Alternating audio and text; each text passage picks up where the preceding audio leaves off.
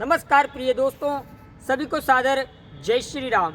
आज एक ऐसी कुंडली का विश्लेषण करेंगे जिस कुंडली में हम बताएंगे कि जातक का भाग्य उदय कब होगा और किस तरीके से होगा, जातक क्या कर्म करेगा और जातक का समय किस तरीके से चलेगा, कौन सा ग्रह क्या कहता है। आइए इस पत्रिका के माध्यम से जानते हैं। पत्रिका की शुरुआत करें उससे पूर्व आपको बता दें कि जातक का जन्म कब हुआ। जातक का जन्म 14 दिसंबर 2003 19:45 पर कोटा राजस्थान में हुआ। इसके अतिरिक्त जातक का जन्म मगा नक्षत्र के प्रथम चरण में हुआ। मगा नक्षत्र का स्वामी स्वयं केतु बनते हैं। आइए दोस्तों कुंडली का विश्लेषण करते हैं। जन्म पत्रिका मिथुन लगन से बिलोंग करती है और जैसा कि आप सभी को पता है, मिथुन लगन में स्वयं न्यायाधीश शनिदेव विराजमान है। शनिदेव की तीसरी दृष्टि गुरु और चंद्रमा पर है। इसका सीधा मतलब यह है जातक मानसिक तनाव और डिप्रेशन का शिकार कभी कभार होता है। प्रिय साथियों, इसी के साथ साथ शनिदेव की दृष्टि शुक्र और बुध पर भी है, जो कि हर कार्य में विलंब का कारक बनती है। आज का काम 10 दिन तक नहीं होना, यही शनिदेव के सब्जेक्ट में है। इसी के साथ साथ शनिदेव की जो दृष्टि है वो मंगल पर भी है और मंगल यहाँ पर मीन राशि में विराजमान है। जातक ज्योतिष के फील्ड में जा सकता है, संगीत में पाठ पठन कर सकता है, जैसे भागवत, सुंदरकांड, इस तरीके के इसे कार्यक्रम करने चाहिए। जातक अगर मेहनत करे तो आर्मी, पुलिस, प्रशासन, इस तरीके भी ये कार्यरत कर सकता है। इसी के साथ साथ गजकेसरी योग पराक्रम भाव में होने के कारण जातक अध्यापक के क्षेत्र में भी जा सकता है और पढ़ाई भी करवा सकता है। इसी के साथ साथ जातक अपना भाग्य उदय विवाह के बाद होगा, क्योंकि सप्तमेश तो यहाँ गुरुदेव है जो कि पराक्रम भाव में बैठे हुए हैं। और मैंने सबसे पहले वीडियो में बताया था कि सप्तमेश 6 तृतीय भाव, षष्ठम भाव, सप्तम भाव, दसम भाव और एकादश में हो तो व्यक्ति का भाग्य उदय विवाह के बाद होता है। और यही बात यहाँ भी लागू हो रही है। सप्तमेश पराक्रम भाव में है, इस कारण विवाह के बाद भाग्य उदय होगा। यह तो पहली बात। दूसरी बात, शुक्र सप्तम भाव में होने के कारण यह भी 100% गारंटी लेता है कि विवाह भाग्य उदय के बाद भाग्य उदय होगा। इसके अतिरिक्त राहु या इनकम भाव में मंगल के घर में बैठा हुआ है। इसका मतलब यह है कि जातक 2 रुपये के गुब्बारे में हवा भरकर 20 रुपये में बेचने की दम रखता है, क्योंकि राहु यहाँ पर बैठकर आकस्मिक इनकम का स्रोत बनाता है। राहु बहुत अच्छा माना जाएगा क्योंकि मिथुन लगन है और मिथुन लगन में राहु बुरा नहीं करेगा। वर्तमान में जातक को शुक्र की महादशा चल रही है, जो कि 2029 तक है और शुक्र में शनि की अंतर्दशा है, वो आपके 2025 तक चलेंगे। उसके बाद जैसे ही बुध की अंतर्दशा आएगी शुक्र में, तो विवाह का योग प्रबल रूप से बनेगा और जातक का विवाह मनपसंद लड़की से होगा। इस बात में किसी प्रकार की कोई दो राय नहीं है। इसके अलावा जातक को माँ भगवती की आराधना ज़्यादा से ज़्यादा करनी चाहिए और भगवान शंकर का नियमित पूजन पाठन करना चाहिए, क्योंकि चंद्रमा पंचम राशि में विराजमान है पराक्रम भाव में गुरुदेव के साथ।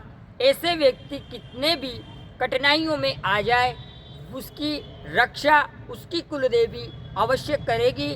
कहने का मतलब देवीय शक्तियों की कृपा ऐसे व्यक्ति पर परमानेंट होती है। इसके अतिरिक्त इस कुंडली में शुक्र और बुध का लक्ष्मी नारायण योग जो बना हुआ है, ये बहुत ही अच्छा योग है। अपने आप में लक्ष्मी प्राप्ति योग है, किंतु ये विवाह के बाद ही फलित होगा।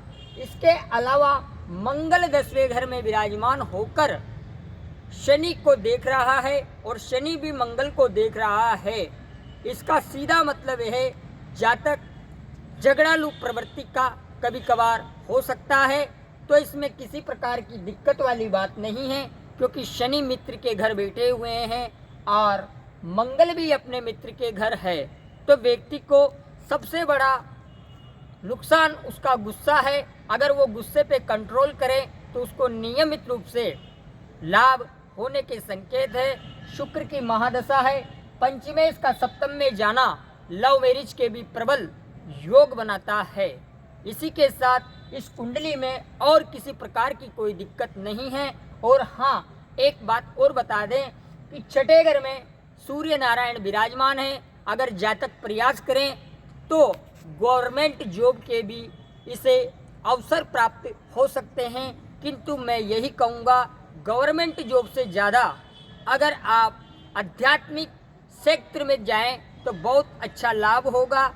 और आप किसी भी प्रकार से आध्यात्मिक कार्य करें, जैसे सत्यनारायण की कथा, भगवान का किसी प्रकार से पठन पाठन, भागवत कथा, राम कथा, ज्योतिष के फील्ड में, कर्मकांड के फील्ड में आप जा सकते हैं। इसी कुंडली के आधार पर आपको बताया। आप पन्ना रत्न धारण कर सकते हैं या फिर आप शनिदेव से संबंधित एक घोड़े की नाल की रिंग बनाकर भी धारण कर सकते हैं। यह मैंने आज उस जातक की कुंडली का विश्लेषण किया जिस जातक ने मुझे सबसे पहले वीडियो बनाकर YouTube पर डालने के लिए दिया था। ये वो मेरा परम मित्र है, जिसके कारण आज मैं YouTube पर 700 के लमसम वीडियो ज्योतिष के डाल चुका हूँ। और आज मैंने इस तरीके से उस जातक का पूरा फलित करके दिखाया। समय अभाव के कारण हमने मोटे मोटे पॉइंट्स आपको बताए। अगर आप भी चाहते हैं कि आपकी कुंडली का विश्लेषण इसी तरीके से बोर्ड पर किया जाए, तो आप दिए गए स्क्रीन पर नंबरों पर हमें संपर्क कर सकते हैं। निश्चित रूप से आपको उपाय बता दिए जाएंगे। अब इनको क्या उपाय करने हैं वो मैं बता चुका हूं, उन्हें मैं बता दूंगा। किसी प्रकार की कोई दिक्कत नहीं। यही हम इस कार्यक्रम को विराम करें। नेक्स्ट एपिसोड में आपसे पुनः मुलाकात करेंगे। तब तक के लिए इजाज़त दें और कमेंट करके बताएं कि कुंडली का फलित आप लोगों को कैसा लगा। लाइक करें, शेयर करें, सब्सक्राइब करें। धन्यवाद। जय श्री राम। नमस्कार प्रिय दोस्तों, सभी को सादर जय श्री राम। आज एक ऐसी कुंडली का विश्लेषण करेंगे जिस कुंडली में हम बताएंगे कि जातक का भाग्य उदय कब होगा और किस तरीके से होगा, जातक क्या कर्म करेगा और जातक का समय किस तरीके से चलेगा, कौन सा ग्रह क्या कहता है। आइए इस पत्रिका के माध्यम से जानते हैं। पत्रिका की शुरुआत करें उससे पूर्व आपको बता दें कि जातक का जन्म कब हुआ। जातक का जन्म 14 दिसंबर 2003 19:45 पर कोटा राजस्थान में हुआ। इसके अतिरिक्त जातक का जन्म मगा नक्षत्र के प्रथम चरण में हुआ। मगा नक्षत्र का स्वामी स्वयं केतु बनते हैं। आइए दोस्तों कुंडली का विश्लेषण करते हैं। जन्म पत्रिका मिथुन लगन से बिलोंग करती है और जैसा कि आप सभी को पता है, मिथुन लगन में स्वयं न्यायाधीश शनिदेव विराजमान है। शनिदेव की तीसरी दृष्टि गुरु और चंद्रमा पर है। इसका सीधा मतलब यह है जातक मानसिक तनाव और डिप्रेशन का शिकार कभी कभार होता है। प्रिय साथियों, इसी के साथ साथ शनिदेव की दृष्टि शुक्र और बुध पर भी है, जो कि हर कार्य में विलंब का कारक बनती है। आज का काम 10 दिन तक नहीं होना, यही शनिदेव के सब्जेक्ट में है। इसी के साथ साथ शनिदेव की जो दृष्टि है वो मंगल पर भी है और मंगल यहाँ पर मीन राशि में विराजमान है। जातक ज्योतिष के फील्ड में जा सकता है, संगीत में पाठ पठन कर सकता है, जैसे भागवत, सुंदरकांड, इस तरीके के इसे कार्यक्रम करने चाहिए। जातक अगर मेहनत करे तो आर्मी, पुलिस, प्रशासन, इस तरीके भी ये कार्यरत कर सकता है। इसी के साथ साथ गजकेसरी योग पराक्रम भाव में होने के कारण जातक अध्यापक के क्षेत्र में भी जा सकता है और पढ़ाई भी करवा सकता है।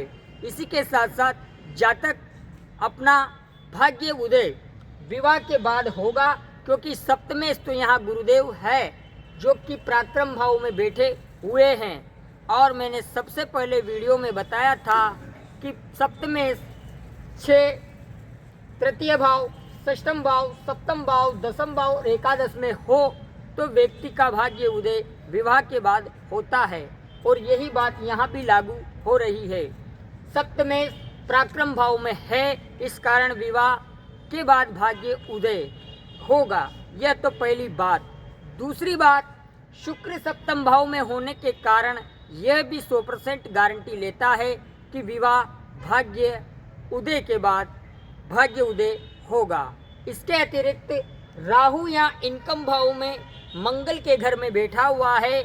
इसका मतलब यह है कि जातक 2 रुपये के गुब्बारे में हवा भरकर 20 रुपये में बेचने की दम रखता है, क्योंकि राहु यहाँ पर बैठकर आकस्मिक इनकम का स्रोत बनाता है। राहु बहुत अच्छा माना जाएगा, क्योंकि मिथुन लगन है और मिथुन लगन में राहु बुरा नहीं करेगा। वर्तमान में जातक को शुक्र की महादशा चल रही है, जो कि 2029 तक है, और शुक्र में शनि की अंतर्दशा है, वो आपके 2025 तक चलेंगे। उसके बाद जैसे ही बुध की अंतर्दशा आएगी शुक्र में, तो विवाह का योग प्रबल रूप से बनेगा और जातक का विवाह मनपसंद लड़की से होगा। इस बात में किसी प्रकार की कोई दो राय नहीं है। इसके अलावा जातक को माँ भगवती की आराधना ज़्यादा से ज़्यादा करनी चाहिए और भगवान शंकर का नियमित पूजन पाठन करना चाहिए, क्योंकि चंद्रमा पंचम राशि में विराजमान है पराक्रम भाव में गुरुदेव के साथ। ऐसे व्यक्ति कितने भी कठिनाइयों में आ जाए, उसकी रक्षा उसकी कुलदेवी अवश्य करेगी। कहने का मतलब देवीय शक्तियों की कृपा ऐसे व्यक्ति पर परमानेंट होती है। इसके अतिरिक्त इस कुंडली में शुक्र और बुध का लक्ष्मी नारायण योग जो बना हुआ है, ये बहुत ही अच्छा योग है।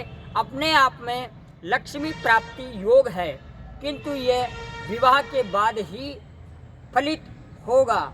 इसके अलावा मंगल 10वें घर में विराजमान होकर शनि को देख रहा है और शनि भी मंगल को देख रहा है। इसका सीधा मतलब है जातक झगड़ालू प्रवृत्ति का कभी कभार हो सकता है, तो इसमें किसी प्रकार की दिक्कत वाली बात नहीं है, क्योंकि शनि मित्र के घर बैठे हुए हैं और मंगल भी अपने मित्र के घर है। तो व्यक्ति को सबसे बड़ा नुकसान उसका गुस्सा है। अगर वो गुस्से पे कंट्रोल करे तो उसको नियमित रूप से लाभ होने के संकेत है। शुक्र की महादशा है, पंचमेश का सप्तम में जाना लव मैरिज के भी प्रबल योग बनाता है। इसी के साथ इस कुंडली में और किसी प्रकार की कोई दिक्कत नहीं है। और हाँ, एक बात और बता दें कि छठे घर में सूर्य नारायण विराजमान है। अगर जातक प्रयास करें तो गवर्नमेंट जॉब के भी इसे अवसर प्राप्त हो सकते हैं, किंतु मैं यही कहूँगा गवर्नमेंट जॉब से ज़्यादा अगर आप आध्यात्मिक क्षेत्र में जाएं तो बहुत अच्छा लाभ होगा। और आप किसी भी प्रकार से आध्यात्मिक कार्य करें, जैसे सत्यनारायण की कथा, भगवान का किसी प्रकार से पठन पाठन, भागवत कथा, राम कथा, ज्योतिष के फील्ड में, कर्मकांड के फील्ड में आप जा सकते हैं। इसी कुंडली के आधार पर आपको बताया, आप पन्ना रत्न धारण कर सकते हैं। या फिर आप शनिदेव से संबंधित एक घोड़े की नाल की रिंग बनाकर भी धारण कर सकते हैं। यह मैंने आज उस जातक की कुंडली का विश्लेषण किया जिस जातक ने मुझे सबसे पहले वीडियो बनाकर YouTube पर डालने के लिए दिया था। ये वो मेरा परम मित्र है जिसके कारण आज मैं YouTube पर 700 के लमसम वीडियो ज्योतिष के डाल चुका हूँ और आज मैंने इस तरीके से उस जातक का पूरा फलित करके दिखाया। समय अभाव के कारण हमने मोटे मोटे पॉइंट्स आपको बताए। अगर आप भी चाहते हैं कि आपकी कुंडली का विश्लेषण इसी तरीके से बोर्ड पर किया जाए तो आप दिए गए स्क्रीन पर नंबरों पर हमें संपर्क कर सकते हैं। निश्चित रूप से आपको उपाय बता दिए जाएंगे। अब इनको क्या उपाय करने हैं वो मैं बता चुका हूं, उन्हें मैं बता दूंगा, किसी प्रकार की कोई दिक्कत नहीं। यही हम इस कार्यक्रम को विराम करें। नेक्स्ट एपिसोड में आपसे पुनः मुलाकात करेंगे। तब तक के लिए इजाज़त दें और कमेंट करके बताएं कि कुंडली का फलित आप लोगों को कैसा लगा। लाइक करें, शेयर करें, सब्सक्राइब करें। धन्यवाद। जय श्री राम।